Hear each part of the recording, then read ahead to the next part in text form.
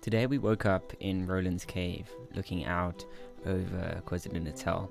It's truly one of the most beautiful places in the world, and I wish everybody could experience this.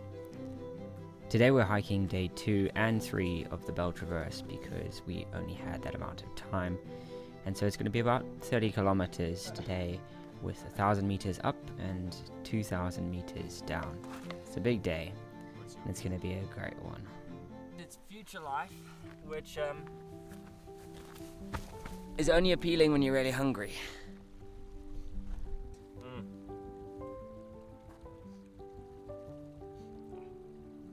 So today starts with 2 passes of sorts on top of the mountain, and then we go over and then down for an extended amount of time until we reach Bugger's Gully, which is a steep little gully, and then it's all downhill from there.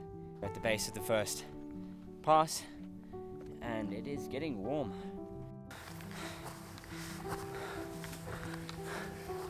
Above 3,000 meters now. 3,032. It's hard going. Far on the other side, as it becomes a cliff, just over the ridge, was our cave. Come give us a lift, please. Just walking away. He doesn't want to give us a lift. It's worth noting that this part of the hike doesn't have any trails, and so navigation is actually quite tricky, and you have to be careful not to end up in the wrong valley deep inside Lesotho. So there's our next pass. You can see up the slot between the 2 peaks, and there's a mountain rescue happening on the ridge right about there, which is kind of weird. I don't think I've ever seen a mountain rescue happening. It's unusual to see other hikers in Drakensberg. Over the next couple of weeks, I'm documenting some adventures here in the Drakensberg Mountains in the hopes of stimulating some tourism to this country, because these mountains are well worth visiting. Obviously, they're technical and certainly not safe, and so we want to encourage very careful approaches to these mountains, especially if you're not an experienced hiker. But I really want to highlight how beautiful and epic they are. South Africa is not a second-class hiking destination. It's one of the best in the world, in my personal opinion. Well, that's the last pass, or proper pass.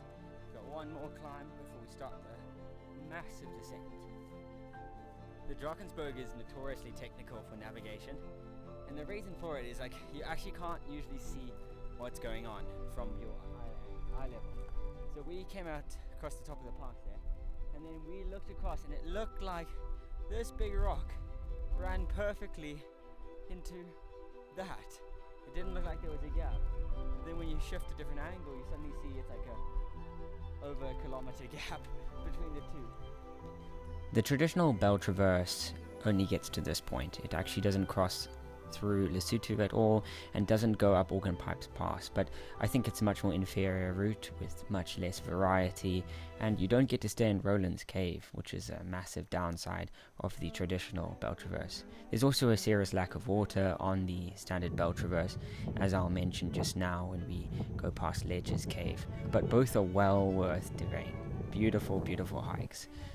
This one is significantly harder though. Sorry, the audio is going to be so crap because the microphone ran out of battery. This is Twins Cave, a spot for the second night on this trail. A couple of things about it. It's usually a little bit damp. It's also rarely got any water, so you have to prep water for this cave and for the whole descent of the 3rd day. And don't do your business near this cave. Make sure you go for the bathroom halfway in the day before, and then don't poop near this cave, because that's what everybody does, and it makes it so gross. Yeah, you hear Jono groaning because he just walked past somebody's poo. It's literally on trail, and then there's another one. Right here. Ah!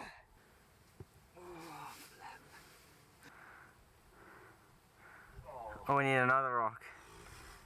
This one's so bad, it needs 2 rocks. That It's disgusting. is disgusting. We just placed on rocks because we don't want to carry somebody else's poop away, and we also don't want the toilet paper to blow around. But no, just don't do that. Dig a hole, bury it far, far. Water is a serious problem on this portion of the trail. There's sometimes a little stream just past Bugger's Gully, but sometimes there's no water until almost at the base of the mountains. So have that in mind when you hike this bit, and pack a lot of water from inside Lesotho. It seems to have got us, the rain, and there's thunder in the background. Yeah.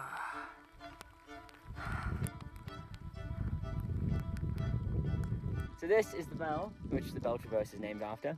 And then you've got Cathedral Peak next to it, and then that slot you see over there is Bugger's Gully. And we're going to go up that, down the other side of Cathedral Peak, and then along this ridge, all the way back. And then we'll be done. We had about 35 minutes, maybe 40 minutes of rain. We're at Bugger's Gully. During the rain, I packed my camera away, and we did a portion of trail which is very technical and quite dangerous, with some massive drops on the sides. So if you don't have a good head for heights, I would be cautious about doing the bell traverse. Well, here we are at the base of Bugger's Gully. I can't follow Jono just yet until he gets to a stable position so he won't knock a rock down on my head. So just waiting till he gets to the halfway cave, and then I'll go. The other option was to hike directly next to each other, but we didn't do that, so waiting for him to get further up. Bugger's Gully is actually no joke. It's a very technical, steep bit of trail. Really, it couldn't be counted as trail. While going up, I was trying to figure out if there was a way to build steps into it, but I'm not really seeing that possibility. Oh, there's a cave halfway up, which is where Jonathan and I hid during a lightning storm in 2023. It was a terrifying time. Getting to the top of Bugger's Gully, you've got a massive view down into South Africa, and it is quite literally all downhill from here. I think it's almost 15 kilometers from this point until the end, and so it is brutal and sustained. There's a small stream that is sometimes present in the bowl below Cathedral Peak, but don't rely on the stream. It has been a lifesaver in the past, but it's also been dry on other times I've done the hike. There's also marked camping on the ridge, but I would never consider camping there unless the weather was guaranteed to be very mellow, because if a storm swiped in, you would be absolutely battered on that ridge. The final bit is actually quite brutal, and you can see by the fact that we didn't record any speaking in the camera that we were both getting tired, sore feet, sore knees, sore hips. So excited to get down to the stream and have a swim before driving home. If you would like to do the Bell Traverse this exact route, I'm going to be publishing a blog on the Hiking Trails website with the full details about this route, all the disclaimers and how to do it and navigate it, along with GPX files.